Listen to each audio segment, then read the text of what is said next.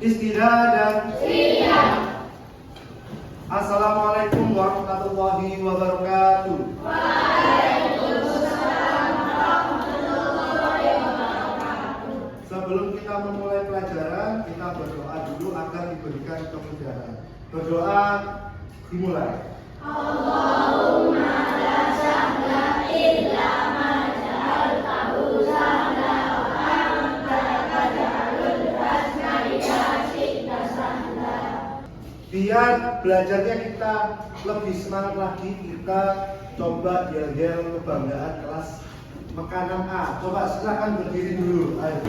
Ustaz, kita kalian yang bersemangat ya, biar belajarnya juga semangat. Oke? Siap? Siap. Oke. Makanan A. Makanan A. Makanan A. Makanan A. Oke, Pak. Silakan duduk. Hari ini kita belajar tematik ya, subtema 2 tentang bahasa Indonesia, tentang kalimat efektif. Kalian juga halaman 57. Sebelum kalimat efektif itu ada itu sudah di situ ada teks tentang penemuan jam portable. Sudah dibuka semuanya? Coba dibaca sama Sami. Penemuan jam portable. Penemuan jam portable yang merupakan alat berhitung waktu dalam kehidupan. Keberadaannya seperti kehidupan manusia. Manusia dapat mengatur agenda, menyalakan alarm, dan menentukan jadwal kegiatan dalam sehari-hari. Dengan adanya jam, kemudahan mengatur waktu dan jadwal kegiatan pun semakin mudah sejak ditemukannya jam tangan. Kemudahan tersebut bisa dirasakan berkat hasil kerja keras kita yang lain. Oke, sudah. Zidan. Paragraf kedua. Tahukah kamu siapa itu Peter Henley? Sebelum ada jam tangan, orang-orang menggunakan jam satu yang dapat dibawa portable. Peter Henley dikenal sebagai penemuan jam portable pertama di dunia. Walaupun beberapa pendapat menyatakan atau memulai menggunakan jam portable sebelumnya, jam buatan Peter Henley yang lebih dikenal oleh masyarakat luas. Awalnya, Peter Henley merupakan seorang tukang kunci dan jam Jerman. Berkat keteguhannya melakukan percobaan, Peter Henley berhasil menciptakan jam portable. Jam portable Peter Henley pun dikenal dan diakui oleh masyarakat luas sebagai jam portable pertama di dunia. Menurut catatan sejarah, jam tangan masyarakat luas sebagai jam portable pertama di dunia. Oke, sudah. Dari cerita itu bahwa didapatkan penemu jam portable siapa? Peter Henley. Kemudian sebelum ditemukan jam portable, kita memakai jam apa? Jam matahari. Jam matahari, kemudian ada jam portable, kemudian sampai sekarang jam apa sekarang? Apa? Ada jam tangan, jam dinding, terus ada apa lagi? Yang bisa dikoneksikan dengan handphone. Apa? iWatch bisa ya, smartwatch. Nah itu sekarang sudah beralih semakin canggih. Ya, diteruskan lagi. Silakan dibaca sama Raya. Penulisan teks yang baik harus memperhatikan kaidah bahasa Indonesia. Selain kalimat efektif, penulisan teks yang baik harus memperhatikan penggunaan ejaan. Ejaan berkaitan dengan penggunaan tanda bahasa dan huruf kapital serta penulisan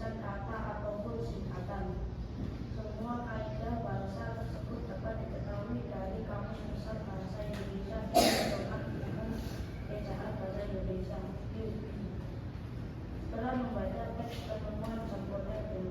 Apakah kamu menemukan kalimat atau kata yang tidak sesuai dengan kaidah bahasa Indonesia yang baik dan benar? Gaya apa saja tersebut? Dan menemukan pada tabel berikut. Oke, ternyata cerita tentang job portable itu terdapat kalimat yang tidak efektif.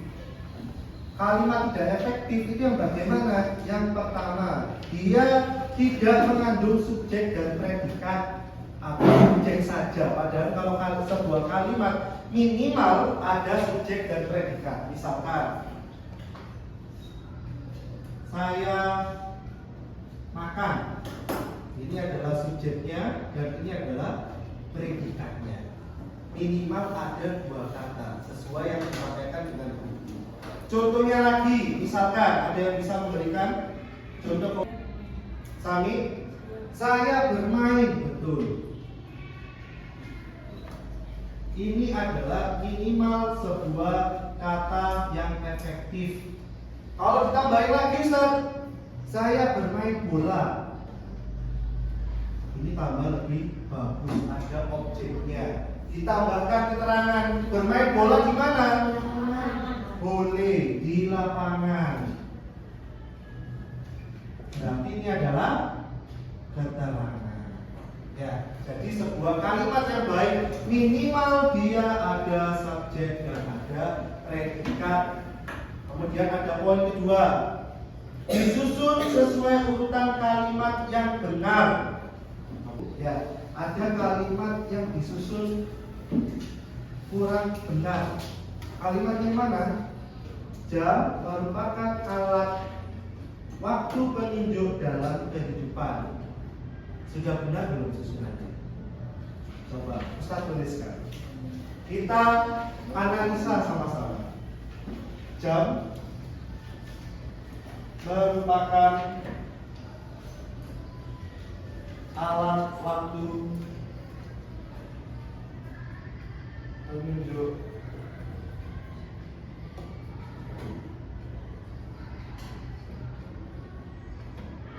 dalam kehidupan. Nah, apakah harus dirubah-rubah? Kalau iya bagaimana? Ada yang punya ide? Jam merupakan penunjuk waktu dalam kehidupan. Betul, Nabil. Nabil dan siapa tadi yang menjawab? Sip. Berarti ini terbalik. Seharusnya adalah jam merupakan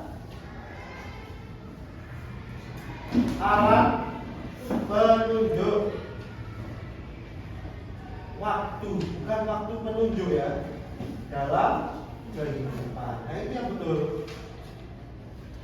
Bisa dimengerti di sini ya, berkaitan dengan susunannya. Kemudian yang ketiga, menggunakan kata baku yang sesuai. Contohnya, nih, aksar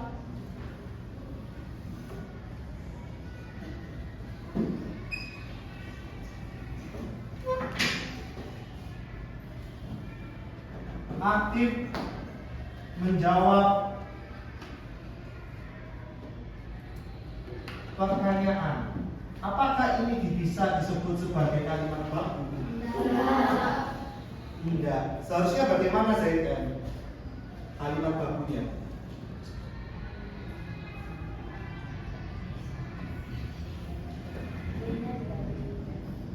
P-nya diganti F. Jadi apa kalau dibaca? Aktif, bukan aktif. Aksar aktif. Nah, aktif menjawab pertanyaan. Ada yang bisa memberikan contoh lagi kalimat baku dan tidak baku? Oke, aksar. Apa aksar? Apa?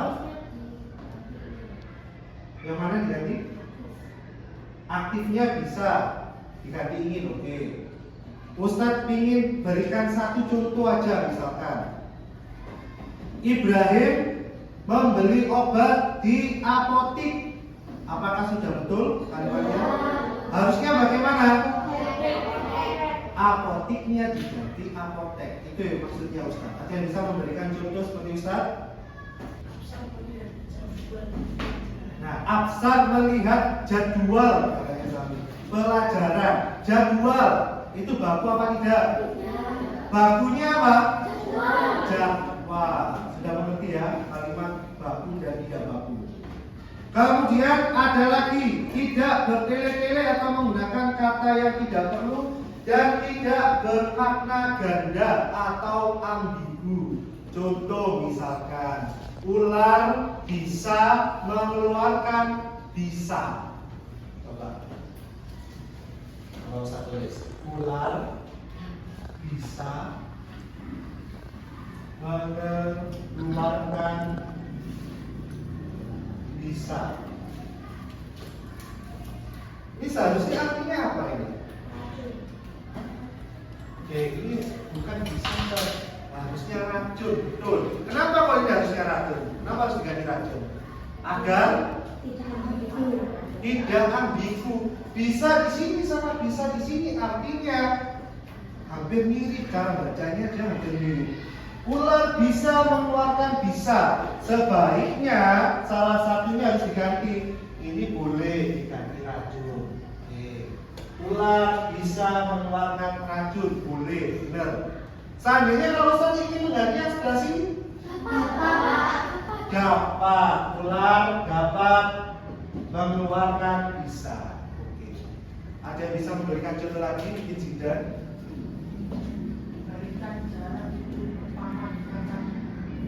Berikan jarak itu ke paman, kata ibu.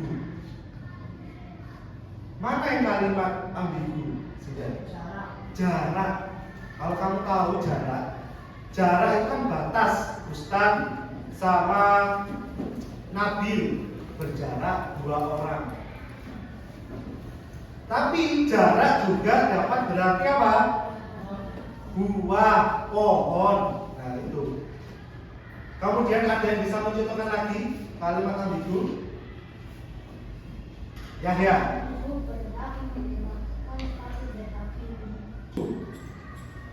Berhak menggunakan sepatu berhak tinggi. Yang mana yang harus dirubah? Berhak ini mempunyai 2 arti. Nah, kalau berhak itu adalah hakmu yang kamu terima, kalau haknya di sini juga adalah hak sepatu tinggi. Ya kan? Harusnya dirubah seperti apa? Ibu boleh menggunakan sepatu berhak tinggi. Oke. Tuh. Sampai sini paham? Paham ya? Oke. Ustaz akan berikan kamu ini latihan soal, silakan dikerjakan sama teman sebaku. Kira-kira mana kalimat yang perlu diperbaiki?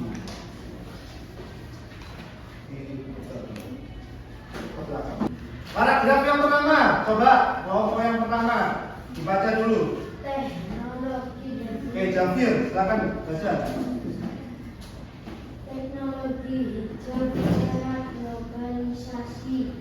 Teknologi dan lingkungan adalah 2 hal penting dalam kegiatan manusia.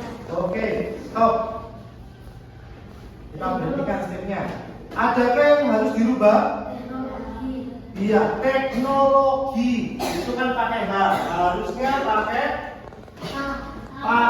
K. Betul. Lanjut, Nabani. Pada era globalisasi seperti sekarang ini, kedua hal tersebut menjadi pembelajaran dan pembicaraan masyarakat dunia karena saling terkait dan menentukan keberlangsungan hidup manusia. Oke, mana yang harus dirubah? Ada?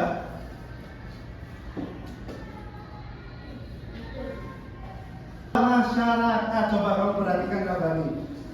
Ya, masyarakat harusnya bagaimana?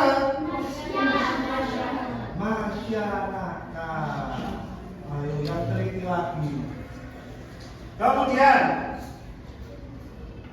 paragraf yang kedua, lanjut kelompok sini. Siapa yang membaca? Apin dulu, Apin. Teknologi hijau merupakan salah satu jawaban dalam permasalahan ini. Ada perbaikan? Ya, Apa? hijau. Hijau. Hijau menjadi Hijau. hijau. Tadi semuanya sudah bisa menjawab. Kali ini Ustadz ingin kita kuis, ya. Kelompok 1 ada Ibrahim Aksar sama Jafir dan Rabani. Kelompok 2 ada Ahnaf Hamim, kemudian Yahya dan ZM. Kelompok 3 ini keseluruhan kelompok 3, dan kelompok 4-nya yang belakang sini. Coba silakan berkumpul sesuai kelompok. Ustaz akan memberikan pertanyaan. Pertanyaan pertama, perhatikan kalimat di bawah ini. Pemberian penghargaan dapat menstimulus semangat berkarya pemuda. Kurangnya apresiasi dapat mengakibatkan malasnya pemuda dalam berkarya. Aris menabung dengan tujuan ingin membeli mobil baru. Bu Ina menyeduhkan teh hangat yang sangat manis sekali ke dalam cangkir kami. Pertanyaannya, kalimat yang tidak efektif itu yang mana? Nomor 1, 2, 3, atau nomor 4? Saya kasih waktu 5 detik untuk berpikir sama teman-temannya. 5, 4, 3, 2, 1. Silakan diangkat kodenya. Ayo, Ustadz akan scan jawaban kalian. Jangan diturunkan dulu. Oke. Ngomong A sudah ya? Ternyata tim A salah. Tim A menjawab apa? Menjawab A. A itu sudah betul. Yang salah adalah 4. Kenapa 4 salah? Yang mana, bagian mana yang salah? Yang tidak efektif yang mana? Menyeduh. Masa menyeduh? Sangat panas sekali. Sangat manis sekali. Sudah sangat manis, tambahin manis sekali. Pilihlah salah satu. Betul. Yang ya. Oke, pertanyaan baru. Coba perhatikan. Di pulau yang bernama Dressrosa itulah Luffy dan Titik bertemu dengan seorang kriminal besar yang dijuluki sebagai Joker. Kata yang tepat untuk melengkapi kalimat di atas: pertemanan, teman-temanan, temani, atau teman-temannya yang betul. Silakan diangkat kodenya. Oke, Ustaz sekali ya.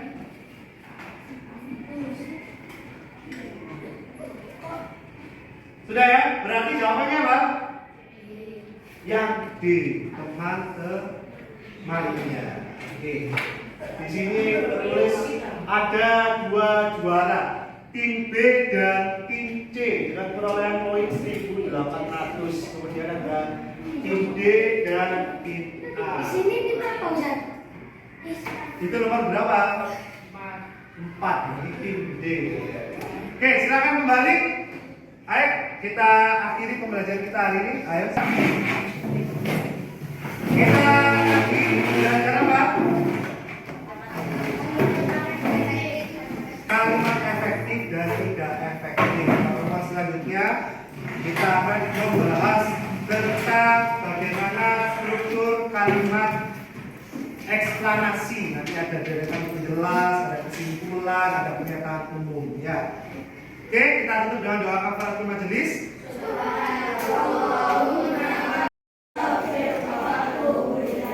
Wassalamualaikum warahmatullahi wabarakatuh.